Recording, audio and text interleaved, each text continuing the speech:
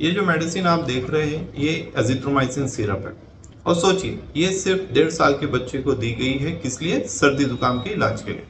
अब यहाँ गलती क्या है? नंबर 1, एजिथ्रोमाइसिन सिरप सर्दी जुकाम की दवाई बिल्कुल भी नहीं है। नंबर 2, ये एक एंटीबायोटिक है जो कि सिर्फ बैक्टीरियल इन्फेक्शन में दी जाती है, सर्दी जुकाम में नहीं। ज़्यादातर सर्दी जुकाम वायरस की वजह से होते हैं, इसलिए इसमें एंटीबायोटिक की ज़रूरत नहीं होती। अब बात करते हैं इसके डोज की। बच्चे का वजन है 10 किलो, उसके हिसाब से इस दवाई का डोज होना चाहिए सिर्फ 2.5 ml, वो भी दिन में एक बार।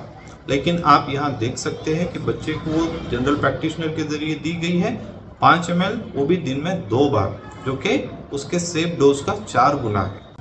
सोचिए एक छोटे से बच्चे का लीवर और किडनी इतना ओवरलोड कैसे संभालेगा।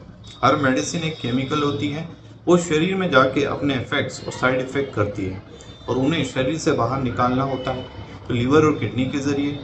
अगर दवाई ज़रूरत के बिना दी जाए या ज़्यादा डोज में दी जाए तो फ़ायदा कम और नुकसान ज़्यादा होता है। एंटीबायोटिक्स के गलत इस्तेमाल से न सिर्फ साइड इफ़ेक्ट बढ़ते हैं बल्कि बॉडी में एंटीबायोटिक रेजिस्टेंस भी डेवलप होता है। फिर जब सच में उन्हें ज़रूरत होती है तो ये दवाई असर नहीं करती है। इसलिए याद रखिए, दवाई चाहे छोटी लगती हो पर हर दवाई एक पावरफुल केमिकल है।